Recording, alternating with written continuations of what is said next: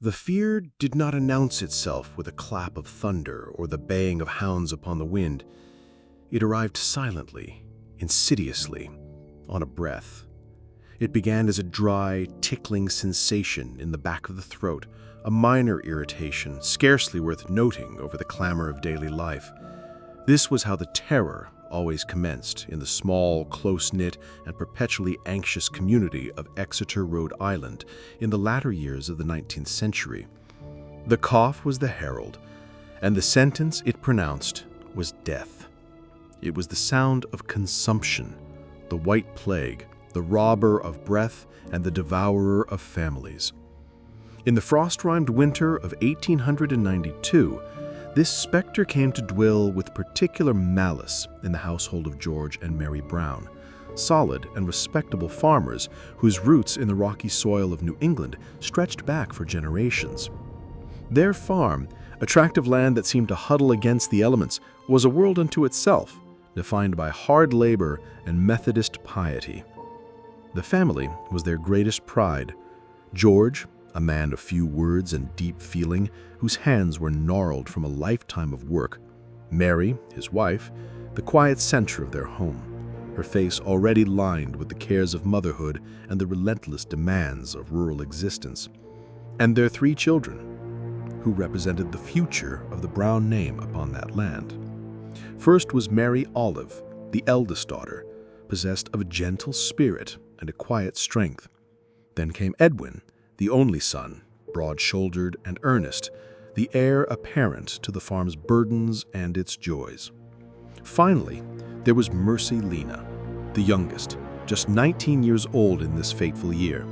She was often described as the vibrant one, her laughter a sound that could cut through the farm's inherent solemnity, her presence a constant reminder of life's vitality. It was Mary Olive who was struck first. The cough began in the autumn of 1889, a persistent, nagging sound that slowly, inexorably deepened into a wrenching, rattling hack that seemed to tear at the very fabric of her being. The flush of health faded from her cheeks, replaced with a feverish, hectic glow that was a cruel mockery of vitality. She wasted away over long, agonizing months, her body consuming itself from within, until she was little more than a whisper of a woman propped against pillows in the darkened parlor. The family physician, Dr. Harold Metcalf from the nearby town of Wickford, made his visits, his demeanor growing graver with each one. He spoke of rest, of nourishing broths, of the benefits of fresh, clean air, the standard useless prescriptions for a foe no one understood. On the 6th of June, 1890, Mary Olive Brown succumbed. The first light in the Brown household had been extinguished. The family was shrouded in a grief that felt both profound and private. Yet life on a farm does not pause for mourning. The chores demanded attention, the animals required feeding, the fields needed tending. Edwin, now shouldering more responsibility, worked with a grim determination, perhaps hoping that sheer physical exertion could wall off the sorrow. But the plague was not finished with the Browns. Almost exactly a year later, in the summer of 1891, the cough found Edwin. It was unthinkable. He was young, strong, the picture of robustness. But the disease made no distinctions. His strength became a curse, as his body fought a long, draining, and ultimately losing battle against the invisible invader. His powerful frame dwindled, his cough echoing through the barn and fields, a constant, terrifying reminder of his sister's fate.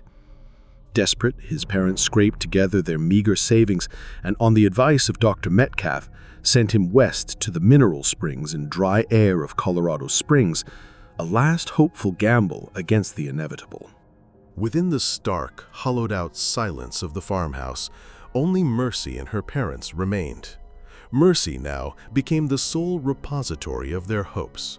She had nursed her siblings with a devotion beyond her years, and through it all she had remained seemingly impervious to the miasma of sickness that hung over their home. Her continued health was a small, defiant miracle.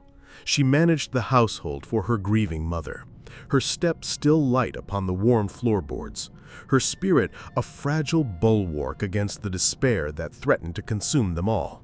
For a few fleeting months, it seemed possible that the curse had passed.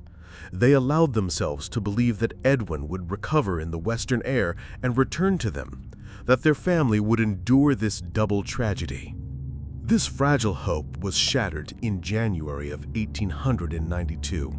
The deepest part of the winter clamped down on Exeter, locking the landscape in ice and silence. It was then that Mercy, their vibrant, healthy Mercy, was suddenly and violently stricken.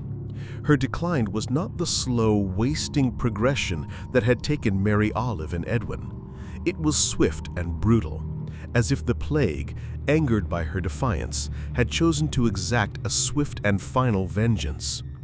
The lively flush deserted her cheeks in a matter of days, replaced by a waxy pallor. The strength fled her limbs, confining her to the same bed where her sister had died. The cough seized her, a harsh, desperate sound in the quiet house. Dr. Metcalf was summoned, but he could only shake his head, baffled by the ferocity of this new attack. Within weeks, on the 17th of January, 1892, Mercy Lena Brown was dead. The last pillar had fallen. The house was now a tomb of memories, and George and Mary Brown were left alone with the silence broken only by the wind and their own unbearable grief. Mercy was buried quickly in the frozen ground of the Chestnut Hill Baptist Church Cemetery. Her funeral, a somber affair, attended by neighbors whose faces were masks of pity and dawning fear. The consumption had now taken 3 young people from a single family. In the rational modern world, this would be seen as a tragic but explainable cluster of infectious disease. But in rural Rhode Island, amidst the long nights and deep isolation, rationality was a thin veneer over a much older, darker understanding of the world. The old ways, the superstitions carried across the Atlantic from Europe and nurtured in the rocky, unforgiving soil of New England, began to stir. The whispers started in the general store, over hushed conversations after church services, in the kitchens of neighboring farms. They were whispers of the past, of old-world remedies for a new-world horror. They spoke of the vampire, not the aristocratic fiend of Gothic fiction, but something far more primal and closer to home. The Noxerer of German lore, a shroud-eater. The Vricolakus of the Greeks, a restless dead. This creature was not a foreign invader.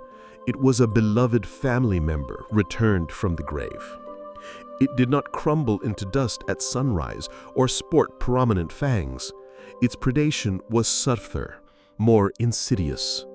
It drew the life force from its surviving kin from its coffin, causing them to weaken and waste away from a distance. The symptoms of its feeding were not bite marks, but the relentless bloody cough of consumption. The focus of these terrified whispers became Mercy Brown. She had been taken too quickly. She had been the picture of health, then gone in a flash. Was it natural?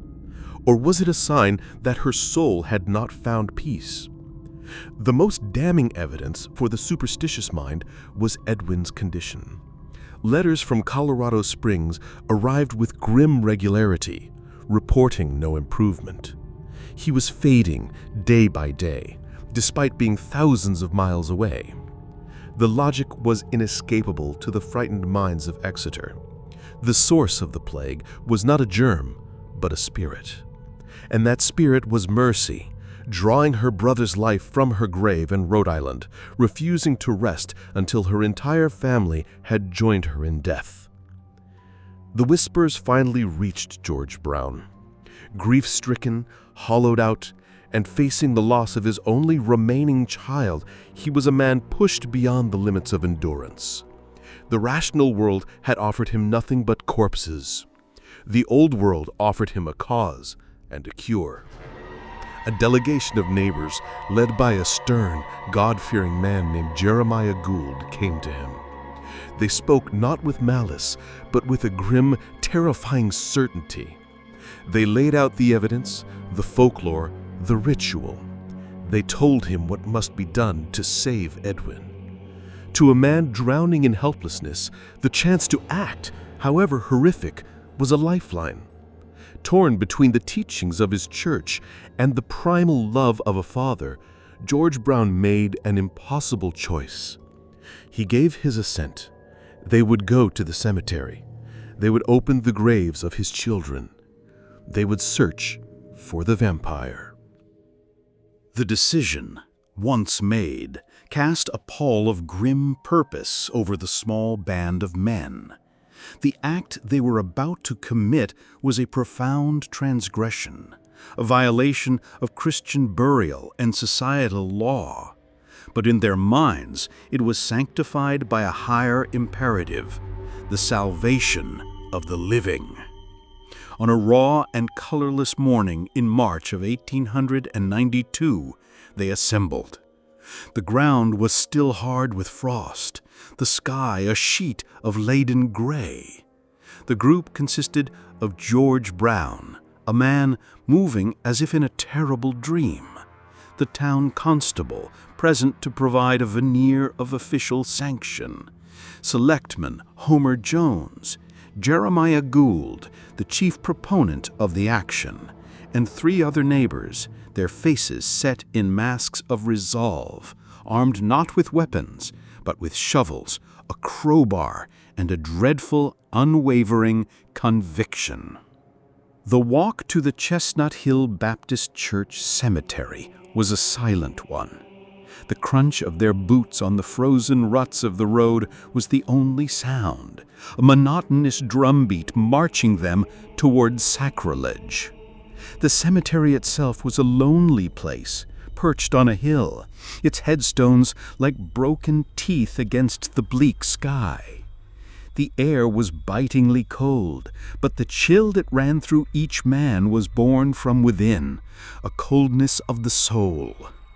They were there to desecrate, to dismantle the finality of death, and the weight of that knowledge was immense. The first grave to be addressed was that of Mary Olive Brown. She had been at rest for nearly 2 years. The work was brutal and physical, a grim counterpoint to the spiritual unease. The frozen earth resisted the shovels, but the men worked with a steady, dogged persistence. When the coffin was finally exposed, a hush fell over the group. The lid was pried open with a shriek of protesting nails. A collective, unconscious sigh of relief mingled with the sorrow. There was nothing unnatural here. Mary Olive's remains were in a state of advanced but peaceful decay. The processes of nature had taken their expected course. She was bones and dust, a sad sight, but not a terrifying one. She was undeniably at rest. Emboldened by this, they moved to the grave of the son. He had been buried a 1.5 years prior. Again, the shovels bit into the earth. Again, the coffin was revealed and opened. The state of the body was similar, significant decomposition, the quiet return to the earth. The men's resolve, fortified by fear, began to waver, replaced by a creeping dread that they were committing a monstrous error. Perhaps the whispers were wrong. Perhaps they were merely grave robbers violating their neighbors for nothing. The shame of it began to heat their faces despite the cold. But one coffin remained. Mercy Lena Brown, buried just 2 months prior in the deep freeze of January. The ground here was even harder, the earth reluctant to give up its most recent occupant. The mood shifted again, the tension winding tighter than ever. This was the crucial test. The logic of the folklore was relentless. If the first 2 were dust, but the third was not, then the source of the evil was revealed. When the lid of Mercy's coffin was finally levered off, the reaction was not one of mere shock, but of pure, unadulterated horror. A wave of stifled exclamations, curses, and prayers erupted from the men. Several stumbled backward, one man turning away to vomit onto the snow. Mercy Brown lay not as they had left her. The intense cold of the January burial and the subsequent frozen weeks had acted as a natural preservative, creating a phenomenon that, to their eyes, was utterly supernatural. There was no discernible decay. Her body was perfectly intact. Her skin, though pale, had a waxy, lifelike quality. Her hair retained its color and luster, fanned out around her head. But it was the changes that truly froze their blood. She had been laid to rest peacefully on her back, hands folded over her chest. Now she was turned onto her side. One arm was raised, the hand curled near her face, in a posture that suggested movement, a shift in sleep. And most horrifying of all was the matter of blood. In the cavity of her chest, pooled around her heart and lungs, was a quantity of fresh, liquid blood. More of it had seeped from her lips, staining the shroud with a dark, ominous crimson. To the modern mind, this is explainable. The freezing temperatures had halted decomposition. The shifting of the body could be attributed to the settling of the coffin, or the expansion and contraction of materials in the cold. The blood was likely not fresh in a living sense, but had been kept liquid by the cold, seeping from organs that had broken down internally. But to those men on that hill in 1892, there was only one possible interpretation. This was the sign. This was the proof. The lack of decay proved she was not at peace. The blood was the sustenance she was drawing from her brother. The changed position was evidence that she had moved, that she was active in her grave. Any last vestiges of doubt were annihilated in that moment. Jeremiah Gould's voice, when he spoke, was thick with a grim and terrible triumph.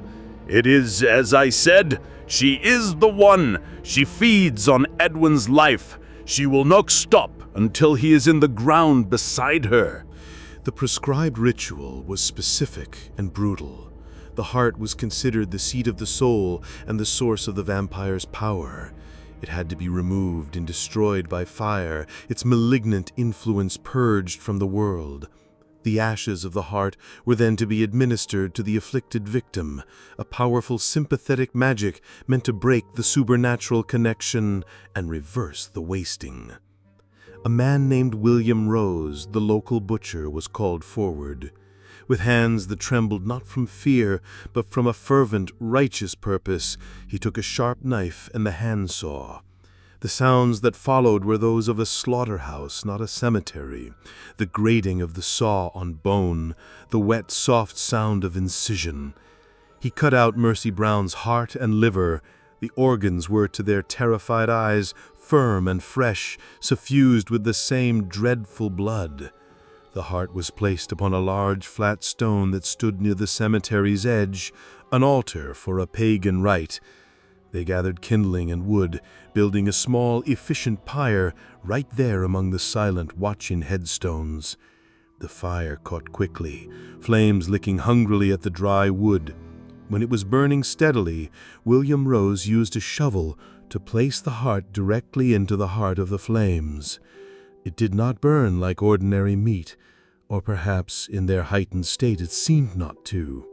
It sizzled and popped violently, and a thick, greasy, acrid smoke billowed forth, carrying a scent that was metallic, organic, and utterly repellent. They watched it burn until it was reduced to a pile of gray ash. These ashes were collected with utmost care into a small, clean porcelain bowl. This was the cure. This was the substance upon which all their hopes now rested. The body of Mercy Brown was then handled one final time. To ensure she could never again rise to plague the living, her remains were turned face down in the coffin. The folklore held that a vampire placed in this manner would become disoriented, digging itself deeper into the earth away from the living world, instead of finding its way to the surface. The grave was refilled. The men dispersed, returning to their homes and farms, forever bound together by the secret and the horror of what they had done. They carried with them the bowl of ashes, a sacred and terrible relic. A package was prepared with frantic urgency, the ashes sealed within. It was entrusted to the fastest courier available, with explicit life-or-death instructions. This must reach Edwin Brown in Colorado Springs without a moment's delay. In Exeter, a fragile, desperate hope bloomed. They had confronted the monster and triumphed. They had performed the necessary, if horrific, act. They waited for the news from the West, expecting a telegram announcing a miraculous turnaround, a victory of ancient wisdom over a modern scourge. George Brown returned to his empty house, a man who had sacrificed his daughter's eternal peace in a desperate gamble to save his son. He had stared into the abyss of folklore and had chosen to act. He could only wait and pray that his damnation had not been for nothing. The weeks that followed the exhumation were a period of agonizing suspense in Exeter. The secret of what had transpired on Chestnut Hill was an open one within the community, a dark knowledge shared in hushed tones. The collective action had forged a bond among the participants, but it was a bond tempered in shame and anxiety. They had done the unthinkable, and now they awaited a sign that their transgression had been justified. Every arrival of the post was a moment of collective tension. The entire town, it seemed, held its breath, waiting for word from Colorado. For George Brown, the wait was a private hell. The image of his daughter's face in the coffin was seared onto his mind, not as a monster, but as mercy. His mercy, subjected to a final terrible violation by her own father. He replayed the scene endlessly. The sight of the blood, the sound of the saw, the smell of the burning heart. His faith offered no comfort, for he had acted outside its laws. His only solace was the desperate hope that the package of ashes would arrive in time, that the ancient magic would work, and that Edwin would be saved. This hope was the single frayed thread holding his sanity together. The thread snapped in early May of 1892. The news did not come by the hoped-for telegram announcing a miracle.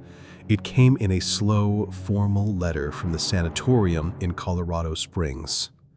Edwin Brown, despite the care and the dry mountain air, had continued to weaken. The consumption had run its inevitable, ruthless course. He had passed away on the 2nd of May, 1892. The package containing the ashes of his sister's heart had arrived too late. It had found not a dying man, but a corpse. The failure was absolute. The sacrifice had been meaningless. The ritual, born of a love so desperate it embraced horror, had been a futile exercise in superstition.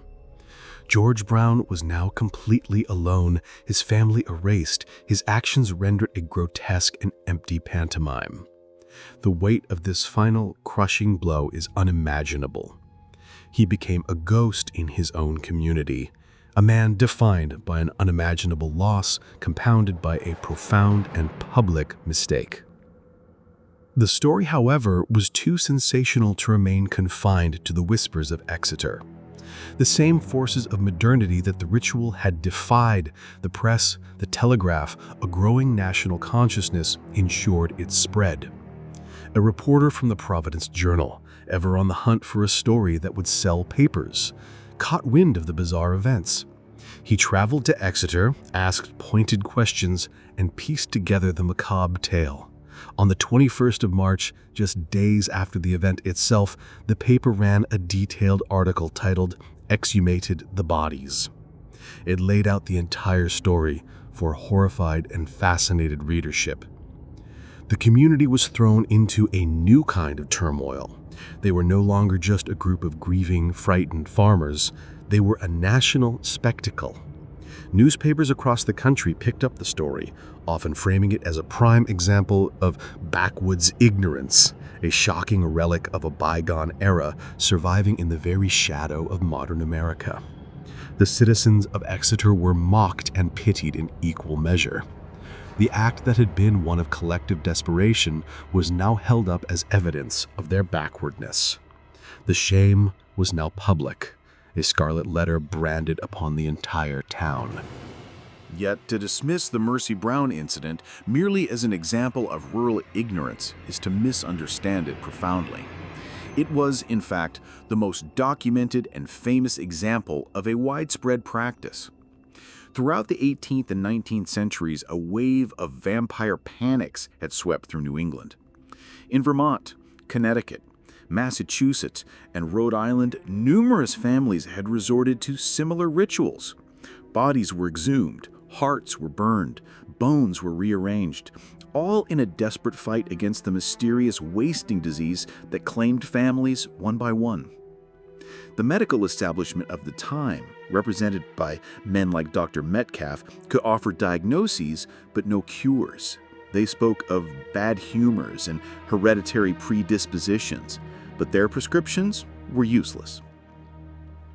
In this vacuum of understanding, folklore provided not just an explanation, but a course of action. The vampire mythos offered a culprit, a target for fear and rage.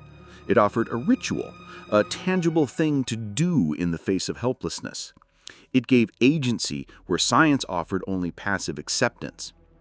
The burning of the heart was a brutal, sympathetic magic. Destroy the source of the evil, and its effects on the victim would cease. For the people of Exeter, it was not ignorance. It was a logical response within their framework of understanding. They had the evidence of their own eyes. Mercy's body was uncorrupted. There was blood in the coffin. The conclusion, to them, was inescapable. The tragedy of Mercy Brown arrived at a pivotal moment in history. Just a few years later, in 1882, Robert Koch would identify the tuberculosis bacillus, providing the true scientific explanation for consumption. Germ theory would eventually replace miasma theory and folklore as the dominant explanation for disease. The Mercy Brown case became a key piece in evidence used by a new, confident scientific community to discredit the old superstitions. She became a symbol of the darkness that reason was dispelling. Her story, however, refused to be confined to medical journals or historical footnotes. It possessed a dark power that ensured its survival. It is widely believed that the story reached a young Irish author named Bram Stoker, who was then researching his masterpiece, Dracula, published in 1897. While Stoker never explicitly mentioned her, the parallels are striking. A young woman suspected of the undead curse, exhumed and found in a dreadful, bloody preservation.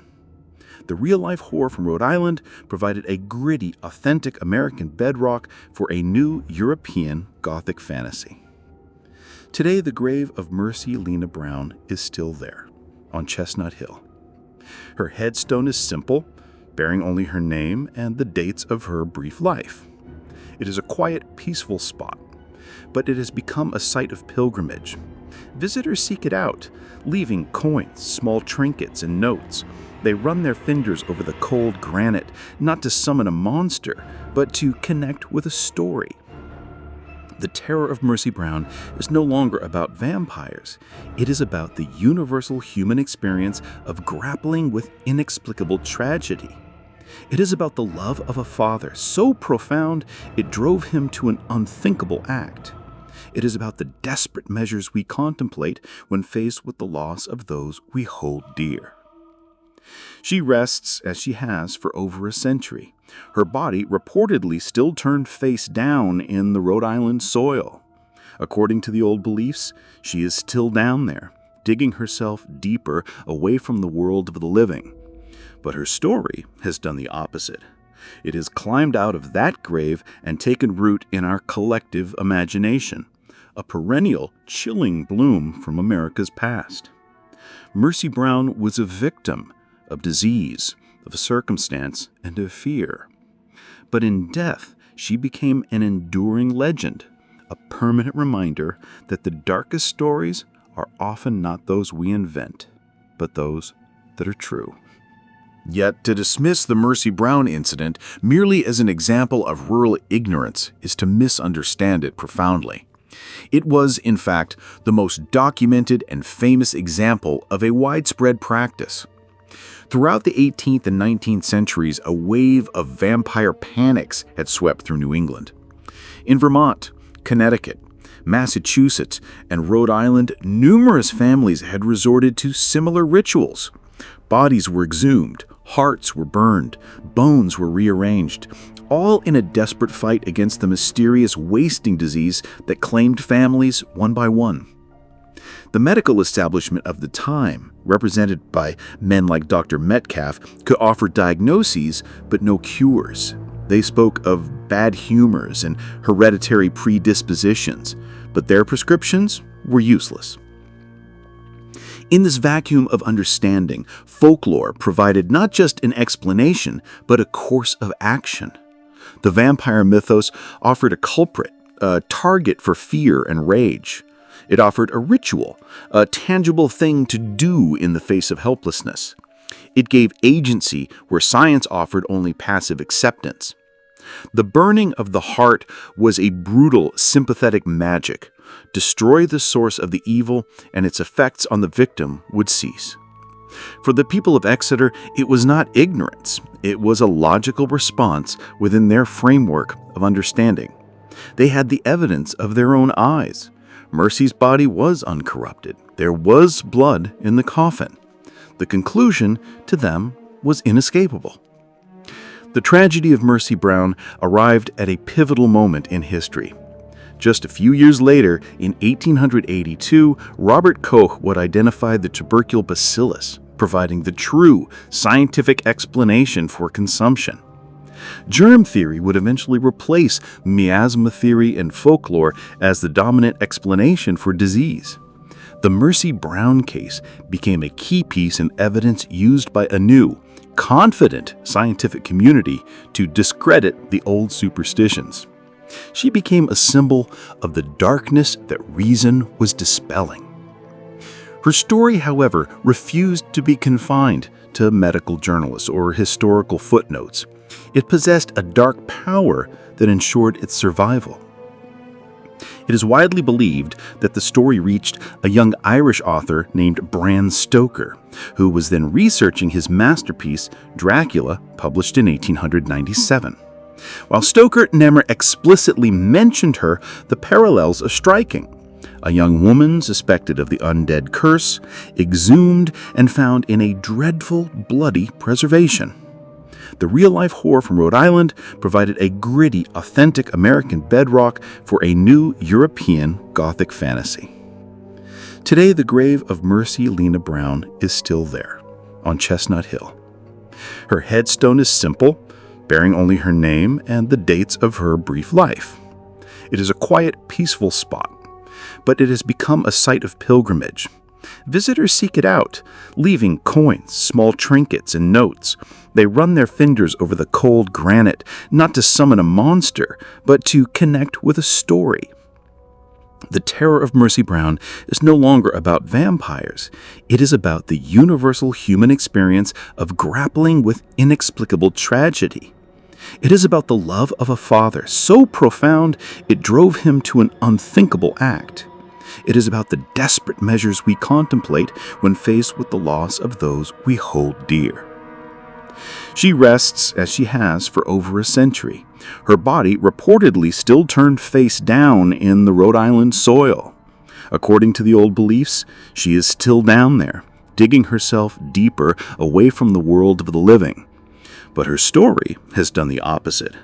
It has climbed out of that grave and taken root in our collective imagination, a perennial, chilling bloom from America's past.